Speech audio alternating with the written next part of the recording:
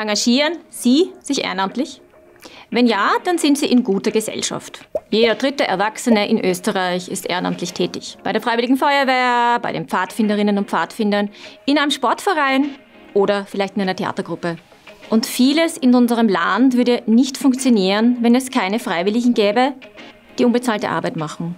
Aber was, wenn es für viele immer schwieriger wird, finanziell über die Runden zu kommen, während andere im Überfluss leben? Was das für das freiwillige Engagement in unserer Gesellschaft bedeutet, erforsche ich in meiner Arbeit an der Wirtschaftsuniversität.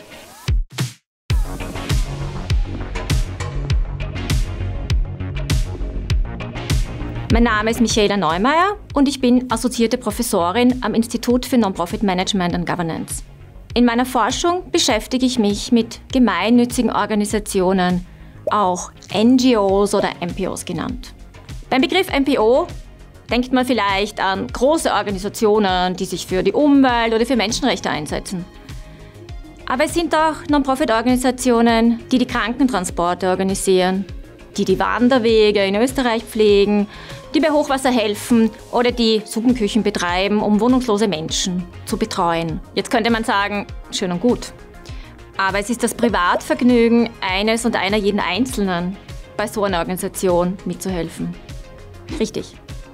Aber Non-Profit-Organisationen übernehmen viele Leistungen, die für das Funktionieren unserer Gesellschaft grundlegend sind. Sie springen dort ein, wo der Staat Aufgaben nicht übernehmen kann oder nicht übernehmen möchte. Sie setzen sich für die Interessen von Menschen ein oder für Themen, die sonst kein Gehör finden würden. Und sie schaffen Orte, an denen man zusammenkommt und gemeinsam Zeit verbringt, bei der Blasmusik, einem Seniorenverein oder in einem Nachbarschaftszentrum. Dazu sind sie nicht nur freiwillige Mitarbeit angewiesen, sondern häufig auch auf Geldspenden. In den vergangenen Jahren haben wir gesehen, dass die Kluft zwischen armen und reichen Menschen in vielen Ländern größer wird. Was macht das mit unserer Gesellschaft? Motiviert es die Menschen, sich selbst mehr zu engagieren? Oder aber reduziert das ihre Bereitschaft, sich für andere einzusetzen? Das ist eine super spannende Frage, mit der ich mich beschäftigt habe. Ich bin klarerweise nicht die erste Wissenschaftlerin, die den Zusammenhang zwischen ökonomischer Ungleichheit und zivilgesellschaftlichem Engagement erforscht. Es gibt viele empirische Untersuchungen dazu.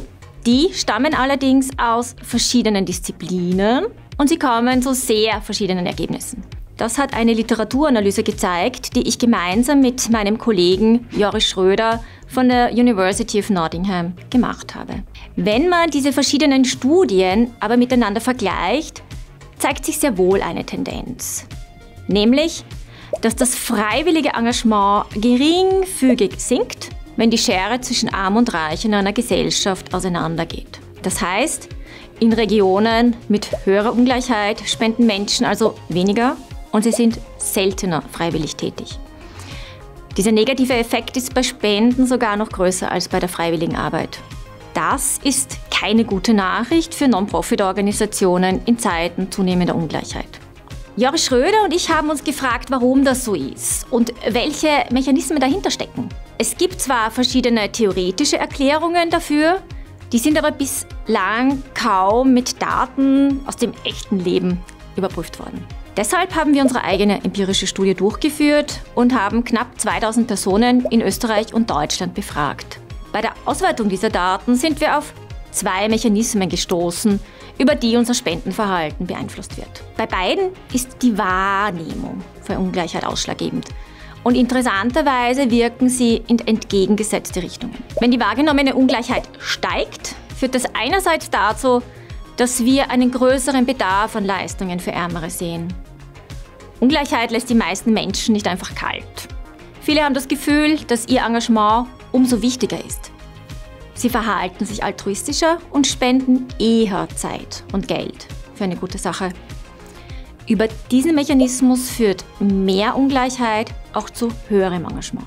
Auf der anderen Seite trägt steigende Ungleichheit aber auch dazu bei, dass sich Statusunterschiede und Segregation in der Bevölkerung verstärken. Dadurch sinkt das Zusammengehörigkeitsgefühl in einer Gesellschaft und wir tun uns schwerer, fremden Menschen zu vertrauen. Das führt schließlich zu einem geringeren Engagement in Form von Spenden und Freiwilligenarbeit. Diese beiden Mechanismen heben sich aber nicht unbedingt gegenseitig auf.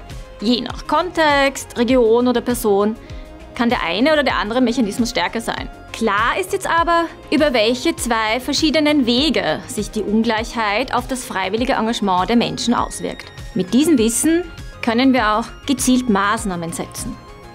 Denn in Zeiten von wachsender Ungleichheit ist die Arbeit von Non-Profit-Organisationen wichtiger denn je.